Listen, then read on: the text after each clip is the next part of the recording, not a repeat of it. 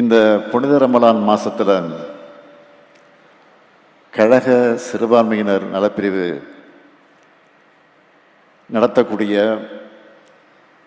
இந்த பேரன்பின் ஈகை பெருவிழாவில் கலந்து கொண்டு உங்களை எல்லாம் சந்திப்பதில் நான் மிகுந்த மகிழ்ச்சி அடைகிறேன். தம்பி சுபேர்கான் அவர்கள் இந்த நிகழ்ச்சியை மிக சிறப்பாக ஏற்பாடு செய்திருக்கிறார்.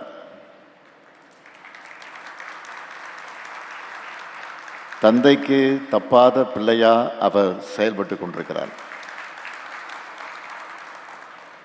அண்மையிலே தான் அவருடைய தந்தை முன்னாள் அமைச்சர் நம்முடைய நினைவில் வாழ்ந்து கொண்டிருக்கக்கூடிய அருமை அண்ணன் ரஹ்மான் கான் அவருடைய சட்டமன்ற பேச்சுக்களை எல்லாம் இடி முழக்கம் என்னும் தலைப்பில் அது புத்தகமாக கொண்டு வந்தார். அதை நான் தான் வெளியிட்டேன். கழகப்பணி, மருத்துவ சேவை ரெண்டிலும் சிறப்பாக செயல்பட்டு வரக்கூடிய அவருக்கு அதேபோல் இந்த நிகழ்ச்சியை அவரோடு சேர்ந்து ஒருங்கிணைச்சிருக்கக்கூடிய சிறுபான்மையினர் நலப்பிரிவை சார்ந்திருக்கக்கூடிய உடன்பிறப்புகளுக்கு என்னுடைய பாராட்டுக்களையும் வாழ்த்துக்களையும் நான் தெரிவித்துக் கொள்ள விரும்புகிறேன். ஈகை பண்பும் அடுத்தவருக்கு உதவக்கூடிய மனமும் எல்லாரையும் சமமாக கருதி அன்பு செலுத்துகிற சமநெறியும் கொண்ட தூய இஸ்லாமிய சொந்தங்கள் இங்கே கூடியிருக்கீங்க. உங்கள் எல்லாருக்கும் என்னுடைய ரமலான் நல்வாழ்த்துக்களை முதல்ல தெரிவிச்சுக்கிறேன். திராவிட முன்னேற்ற கழகத்திற்கும் இஸ்லாமியர்களுக்கும் இருக்கக்கூடிய உறவு இன்று நேற்று ஏற்பட்டதல்ல. இந்த இயக்கம் தொடங்கினது முதல் உண்டான உறவு. நம்முடைய கண்ணியத்திற்குரிய காகிதமில்லத்தவருடைய காலம் தொட்டு பேரறிஞர் அண்ணா, தலைவர் கலைஞர், இப்போ நான் என தலைமுறை தலைமுறையாக தொடரக்கூடிய உறவு இந்த உறவு. அதோட தொடர்ச்சியாக தான் கடந்த ஆண்டு செப்டம்பர் மாதம் நடந்த நபிகள் நாயகம் அவருடைய 1500வது பிறந்தநாள் விழாவில் நான் கலந்து கொண்டு பேசினேன். இந்த உறவு இணைபிரியாமல் காலகாலமாக தொடரும். நம்ம யாராலும் ஒரு நாளும் பிரிக்க முடியாது. உங்களில் ஒருத்தராக இருந்தவர் தலைவர் கலைஞர் அவர்கள். உங்களுக்கான பல நலத்திட்டங்களை அவருடைய ஆட்சி காலங்களில் கொண்டு வந்திருக்கிறார். அவருடைய வழியில் நடக்கக்கூடிய நம்முடைய திராவிட மாடல் ஆட்சியில் சிறுபான்மை மக்களுக்காக செயல்படுத்தப்படக்கூடிய பட்டியல் என்பது ரொம்ப ரொம்ப பெருசு. எதை சொல்றது எதை விடுறதுன்னு தெரியாத அளவுக்கு அந்த சாதனை பட்டியல் மிக மிக நீளமானது. நேரத்தினுடைய அருமை கருதி அதையெல்லாம் நான் விளக்கமாக பட்டியலிட்டு சொல்ல வேண்டிய அவசியம் இல்லை. அதெல்லாம் உங்களுக்கே நல்லா தெரியும். கடந்த ஜனவரி மாதம் 28ஆம் நாள் கும்பகோணத்தில் நடைபெற்ற மஹல்லா ஜமாத் மாநில மாநாட்டில் நான் கலந்து கொள்ளக்கூடிய வாய்ப்பை பெற்றேன். அந்த மாநாட்டில் எடுத்து வைத்த கோரிக்கைகள் எல்லாம் நான் ஏற்றுக்கொண்டு அதில் 5 சிறப்பு அறிவிப்புகளை நான் வெளியிட்டேன். எதற்காக சொல்கிறேன் என்றால், உங்களுக்கு எப்போதெல்லாம் என்ன தேவைப்பட்டாலும் அதனை அறிவித்து செயல்படுத்துவது தான் திராவிட முன்னேற்ற கழகத்தினுடைய ஆட்சி. நம்ம திராவிட மாடல் அரசோட மிகப்பெரிய பலமே பெண்கள் தான். மகளிர் நலனை முன் வச்சுத்தான் ஏராளமான நலத்திட்டங்களை நாம் செயல்படுத்திக்கிட்டு இருக்கிறோம்.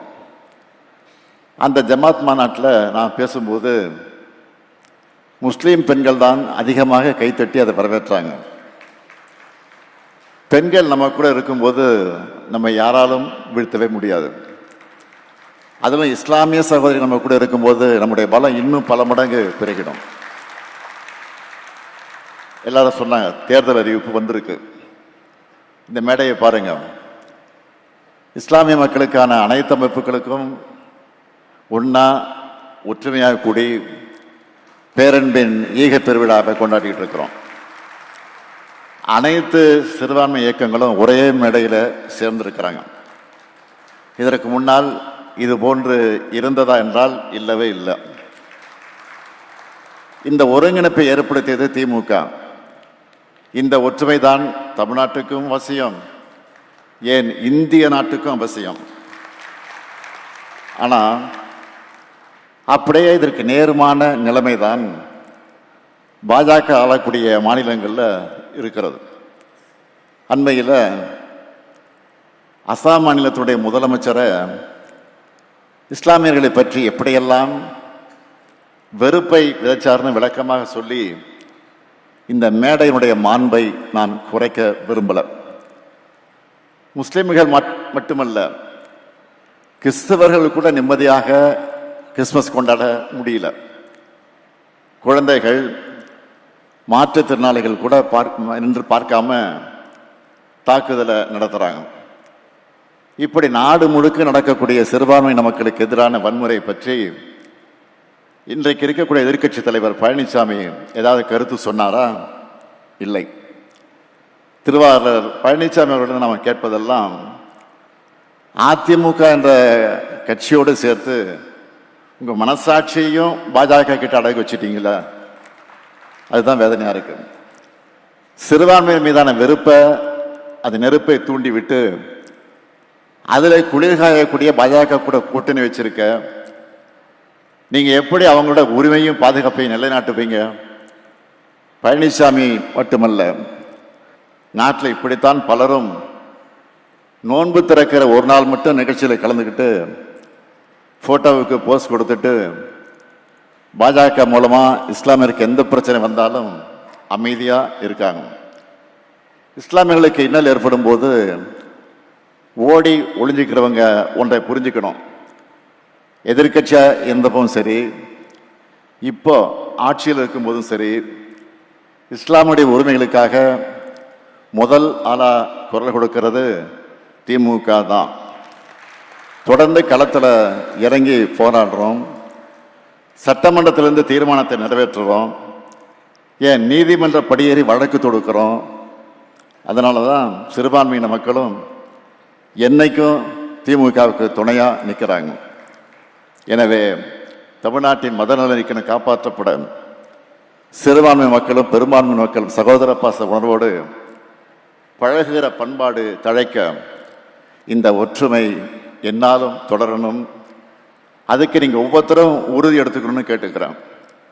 இந்த இனிய நாளில் உங்களுடைய ரமலான் பெருநாள் மகிழ்ச்சியை பகிர்ந்துக்க எனக்கு வாய்ப்பளித்ததுக்காக நான் மீண்டும் நன்றியை தெரிவிச்சுக்கிறேன். அனைவரையும் அரவணைக்கும் அன்பால் வெல்வோம் ஒன்றாக. நன்றி, வணக்கம்.